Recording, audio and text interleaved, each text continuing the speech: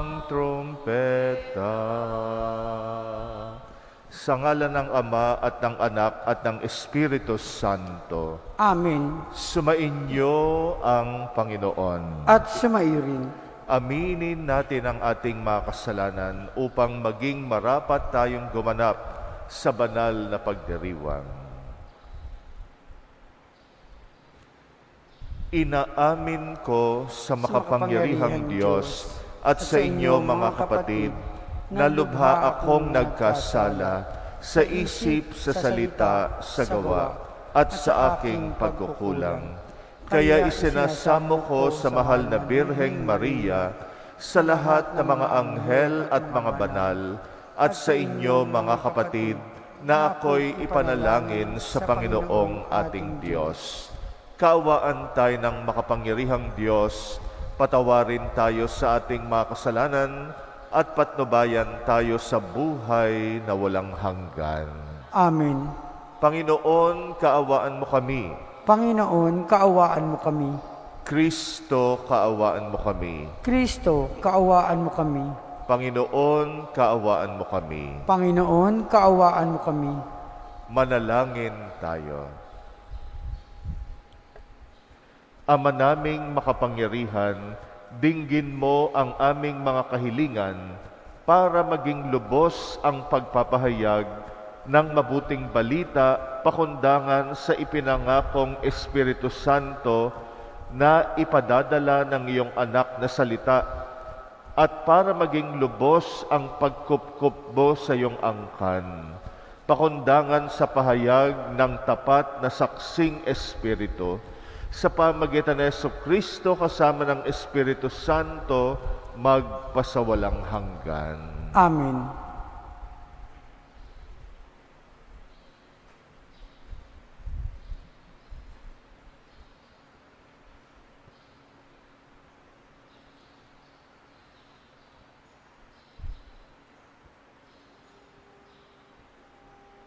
Pagbasa mula sa mga gawa ng mga apostol. Isang gabi, sinabi ng Panginoon kay Pablo sa pamamagitan ng isang pangitain, "Huwag kang matakot, ipagpatuloy mo ang iyong pangangaral. Anuman ang mangyari, huwag kang titigil, sapagkat ako'y sumasa iyo. Hindi ka maaano, sapagkat marami akong tagasunod sa lungsod na ito." Tumigil siya roon sa loob ng 1 taon at 6 na buwan at nagturo ng salita ng Diyos. Nang si Galion ang maging gobernador ng Akaya, nagkaisa ang mga Hudyo na dakpin si Pablo at dalhin sa hukuman. Hinihikayat nito ang mga tao na sumamba sa Diyos sa isang paraang labag sa batas. Wika nila, magsasalita na sana si Pablo nang sabihin ni Galion, kung ang usaping ito'y tungkol sa isang mabigat na pagkakasala o paglabag sa batas, makatwirang pakinggan ko kayo. Subalit, ang sakdal ninyo'y tungkol lamang sa mga salita ng mga pangalan at sa kautusan ninyong mga Hudyo. Kaya hindi ko kayo hahatulan sa bagay na iyan. Bahala na kayo. At sila'y pinalabas niya sa hukuman. Sinunggaban nila si Sostones ng taga-pamahala ng sinagoga at binugbog sa labas ng hukuman. Ngunit hindi ito pinansin ni Galion. Pagkatapos nito, ilang araw pang nanatili si Pablo sa Corinto, saka nagpaalam sa mga kapatid. Pagdating sa Konscrea, nagpatuloy siya ng buhok sapagkat natupad na ang isang panatang ginawa niya at naglayag siya patungong Syria kasama ang mag-asawang Priscilla at Aquila. Ang salita ng Diyos. Salamat sa Diyos. Hari ng sangkalupaan, Diyos na makapangyarihan. Hari ng sangkalupaan, Diyos na makapangyarihan. Magdiwang ang lahat ng mga nilikha. Pumulakpak kayo, may awit at tuwa, bilang pagpupuri sa Diyos na dakila. Ang Diyos na puon, kataas-taasan, ay dakilang haring dapat katakutan. Siya'y naghahari sa sangkatauhan. Hari ng sangkalupaan, Diyos na makapangyarihan. Tayo'y pinagwagi sa lahat ng tao, sa lahat ng bansay na mahala tayo. Siya ang pumili ng ating tahanan, ang lupang minana ng mga hinirang. Hari ng sangkalupaan, Diyos na makapangyarihan. Umakyat sa trono ang Panginoong Diyos. Hatid ng tambuli, malakas ang tunog. Masayang sigawan ang ipinansuob. Purihin ang Diyos, siya ay awitan. Awitan ang hari, siya'y papurihan. Hari ng sangkalupaan, Diyos na makapangyarihan.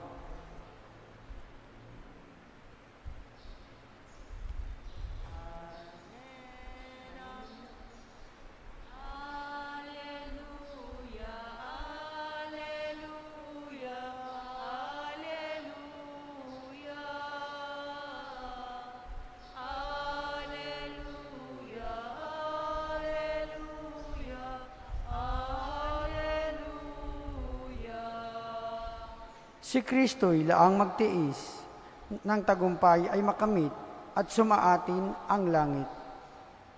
Alleluia, Alleluia, Alleluia, Alleluia, Alleluia, Alleluia. Sumainyo ang Panginoon. At sumaiyo rin. Ang mabuting balita ng Panginoon ayon kay San Juan. Papuri sa iyo, Panginoon.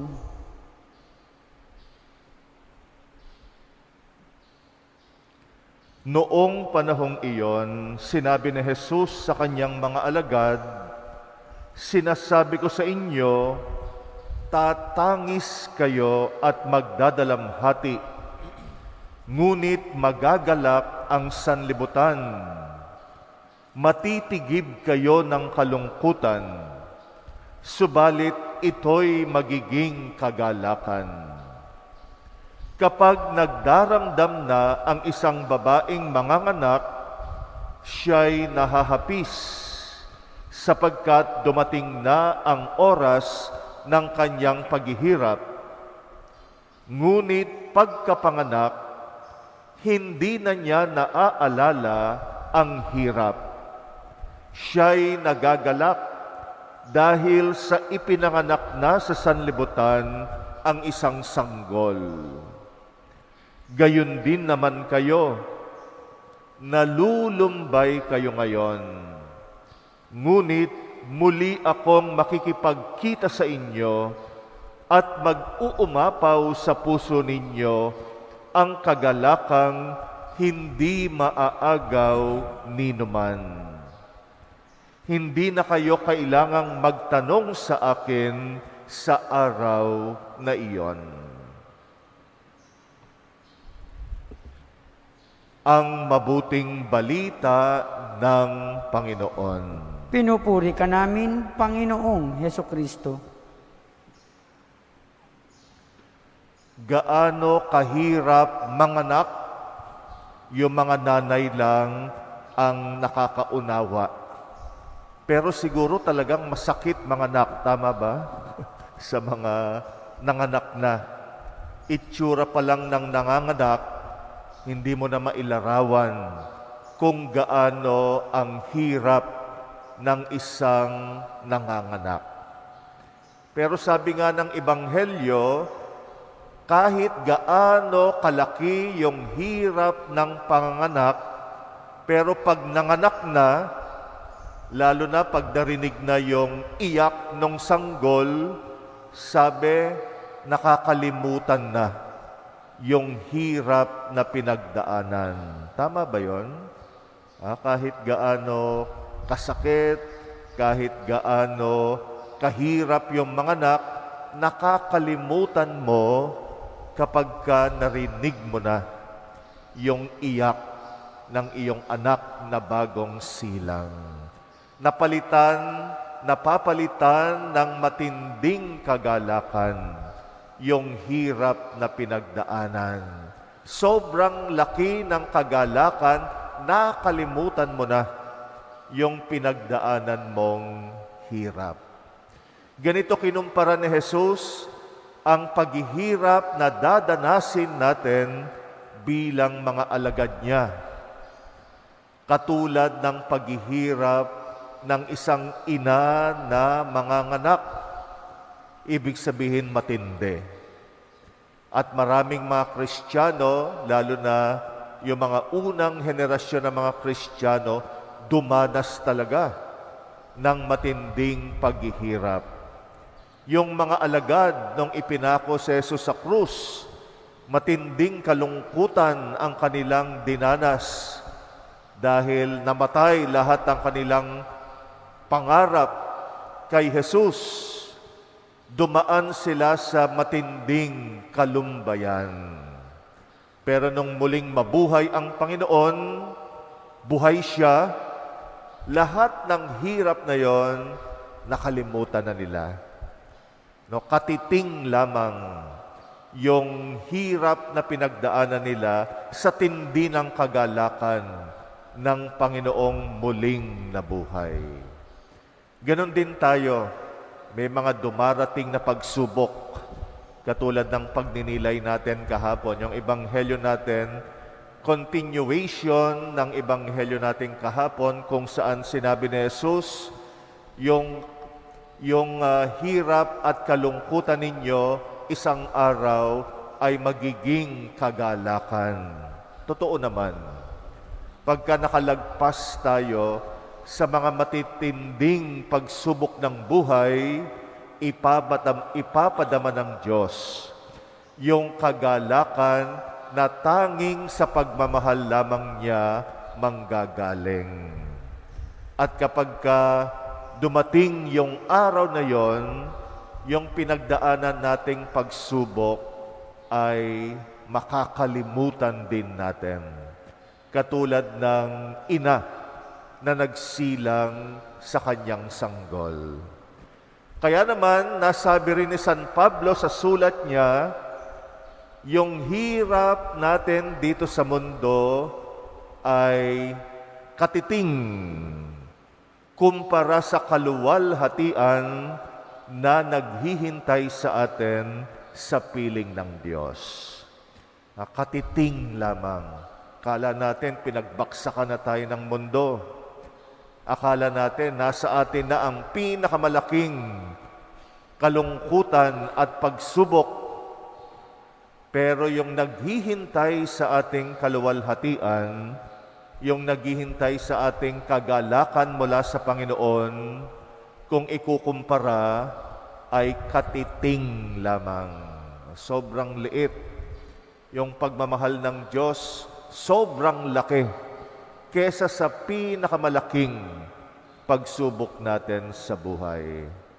Kaya naman, pag may pagsubok, huwag mawawalan ng pag-asa. Pag may mga malalaking pagsubok ang buhay, manalig lang sa Panginoon, kapit lang sa Kanya. Huwag tayong mag-iisip na tumalikod sa Kanya. Huwag din natin sirain yung buhay natin dahil may pagsubok tayo.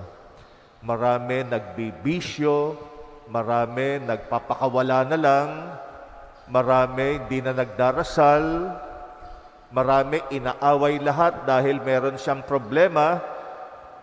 Kaya minsan kahit yung mga kasamahan natin sa simbahan, ba't ganito ugali nito? Inaaway tayong lahat.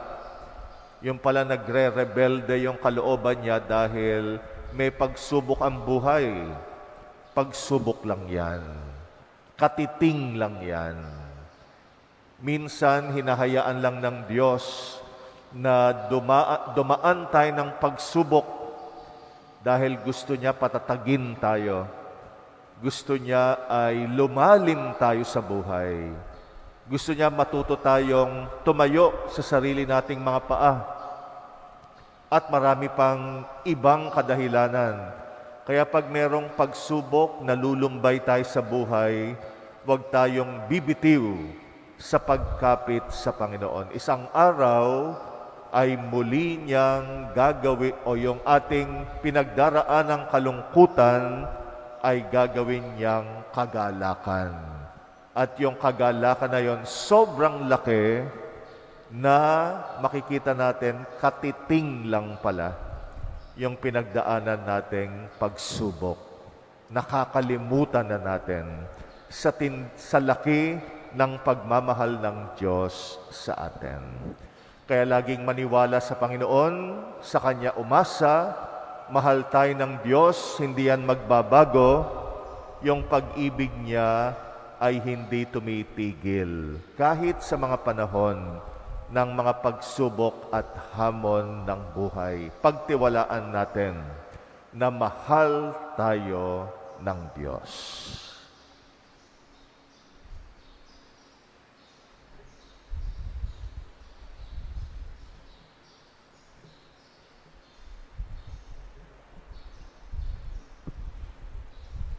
Habang inaasam natin at hinihintay ang kaligayahan ng langit, manalangin tayo na ipagkaloob sa atin ang lakas upang maisabuhay ng lubos ang ating pananampalataya.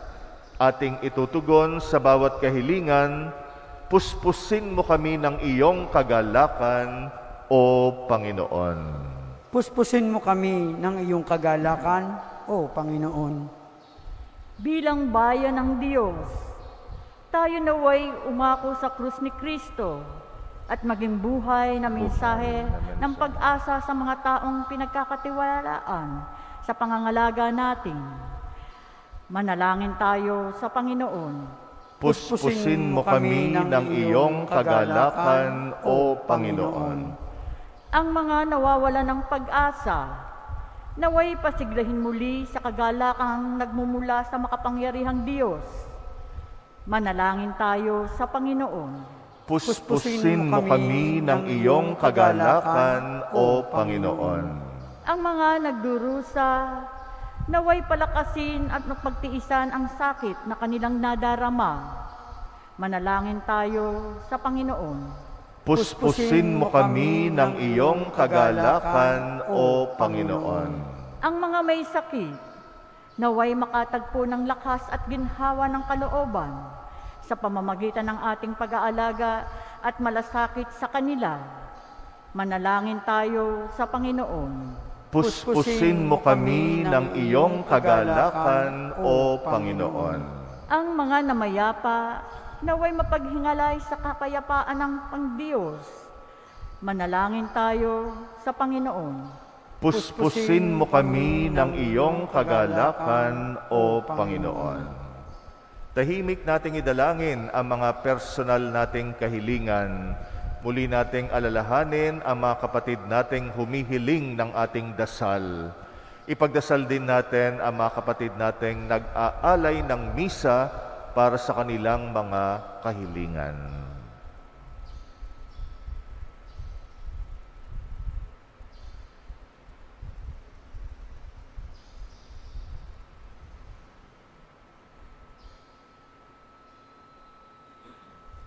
Panginoon, palakasin mo kami sa pagharap sa mga pagsubok tulad ng ginawa ng iyong anak. Tulungan mo kami sa pamagitan ng biyaya ng iyong Espiritu na mapagtiisan ang mga paghihirap ng buhay na ito ng may kagalakan dahil sa pagkabatid na may kaligayahang naghihintay sa langit para sa amin. Hinihiling namin ito sa pamagitan ni Kristong aming Panginoon. Amen. Purihin mo, O Diyos, at tanggapin mo ang aking kalayaan, ang aming kalooban, ang isip at gunita ko.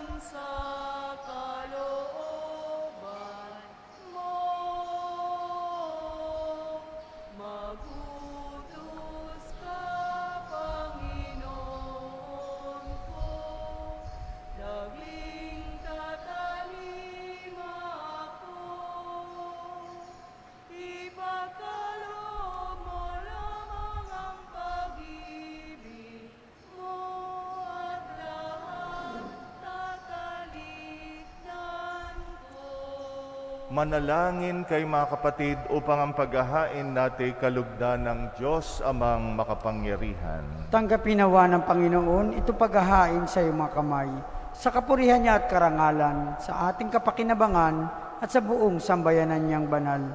Ama naming lumikha, tanggapin mo't kalugdan ang mga alay ng iyong angkan upang sa tulong ng iyong paglingap at pagsubaybay, ang bigay mo sa aming puhunan ay hindi masayang, kundi tumubo pa sa mga kaloob mong walang katapusan.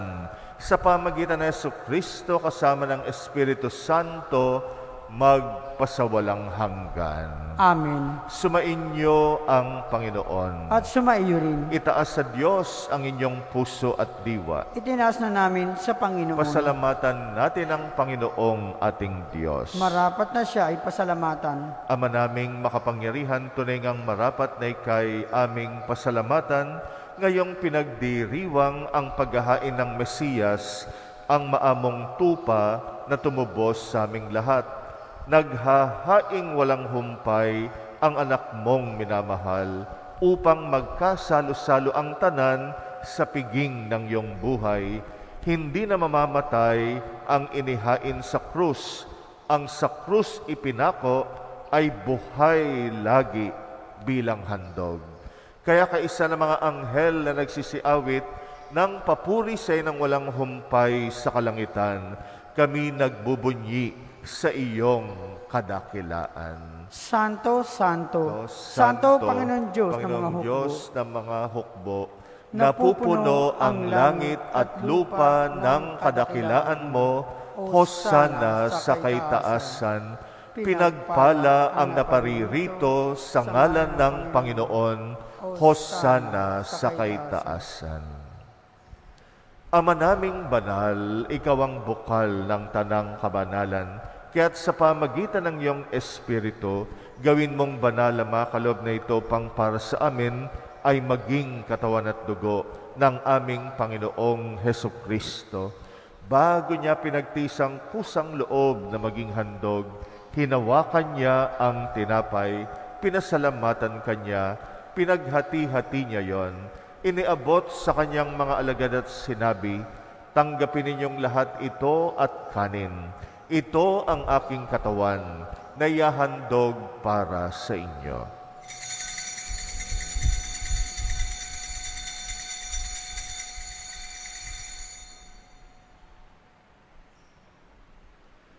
Gayon din naman nung matapos ang hapunan, hinawakan niya ang kalis, muli kanyang pinasalamatan.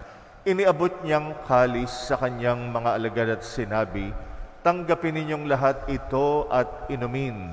Ito ang kalis ng aking dugo ng bago't walang hanggang tipan. Ang aking dugo na ibubuhos para sa inyo at para sa lahat sa pagpapatawad ng mga kasalanan. Gawin ninyo ito sa pag-alala sa akin.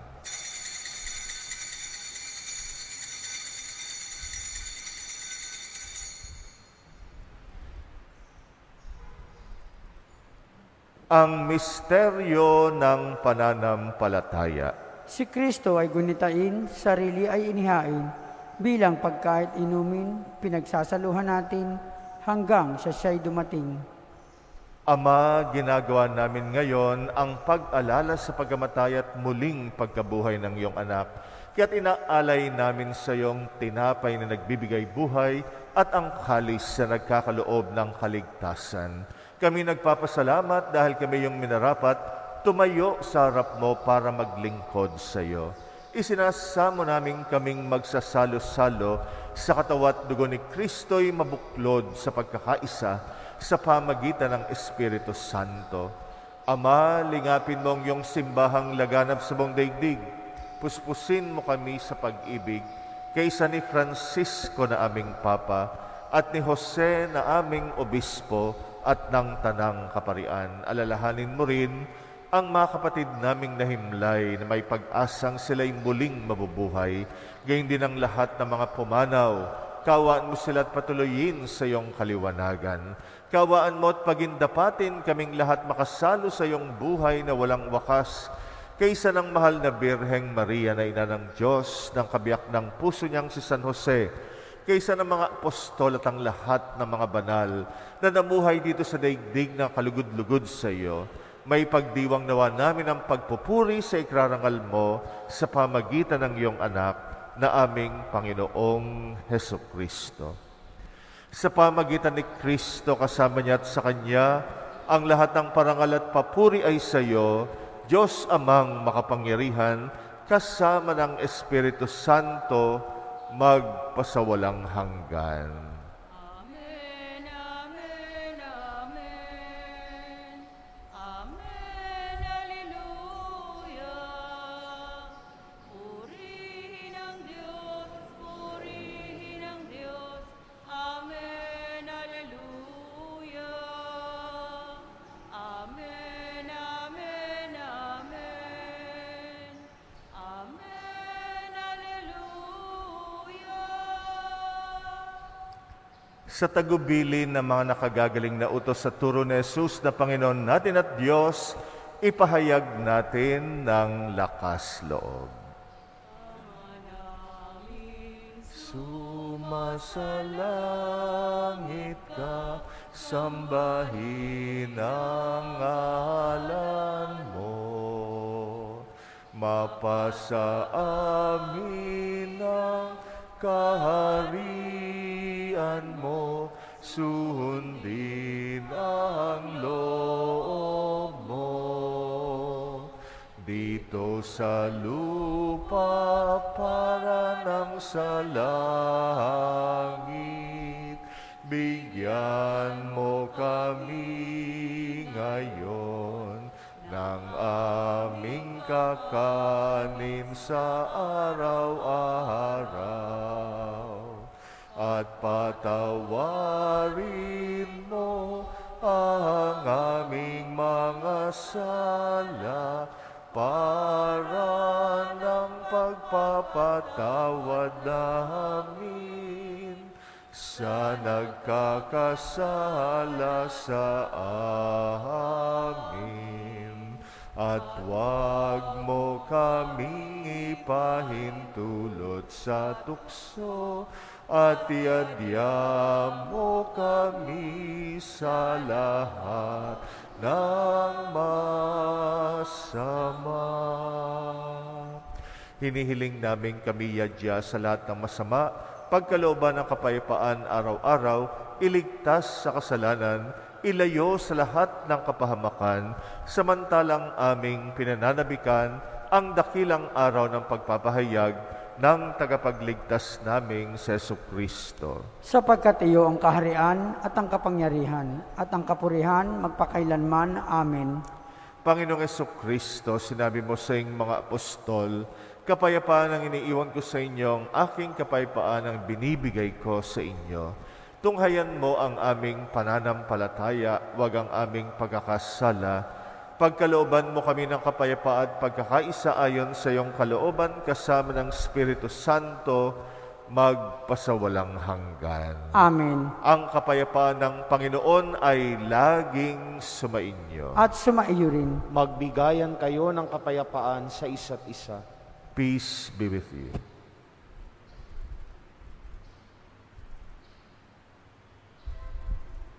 Kordero ng Diyos, na nag-aalis ng mga kasalanan ng sanlibutan, maawa ka. Kordero ng Diyos, na nag-aalis ng mga kasalanan ng sanlibutan, maawa ka. Kordero ng Diyos, na nag-aalis ng mga kasalanan, ipagkaloob mo sa amin ang kapayapaan.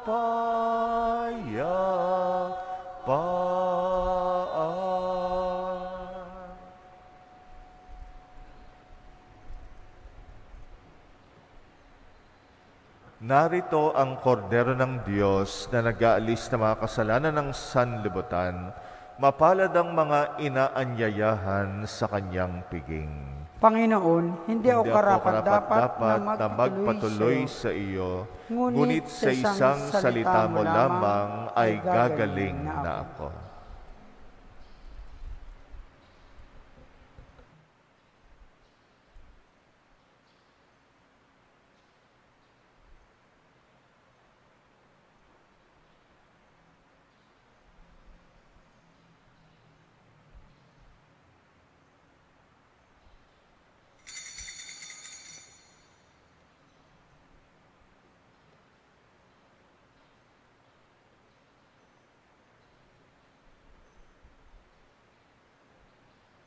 Taglay sa lilim ng iyong mga bakbak.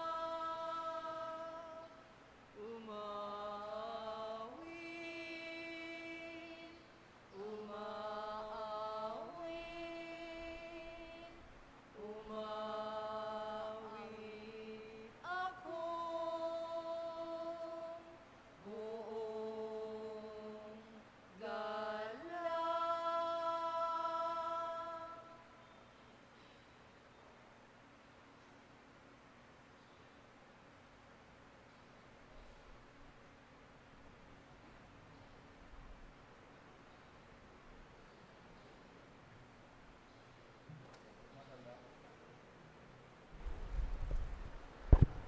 Manalangin tayo. Ama naming mapagmahal, ipagpatuloy mo ang iyong matapat na pagsubaybay sa iyong mga dinudulutan ng kaligtasan upang ang mga pinagpakasakit na sagipin ng iyong anak ay makinabang sa pagkabuhay niyang nagbibigay galak. Sa pamagitan niya kasama ng Espiritu Santo, magpasawalang hanggan. Amen. Sumainyo ang Panginoon At sumaiyo rin. at pagpalain kayong lahat na makapangyarihang Diyos, Ama at Anak at Espiritu Santo. Amen. Tapos na ang misa, humayo kayong taglay ang kapayapaan ni Kristo. Salamat sa Diyos. Heart of Jesus, meek and mild, hear, oh, hear thy feeble child. When the tempest most severe, heart of Jesus, hear. Sweetly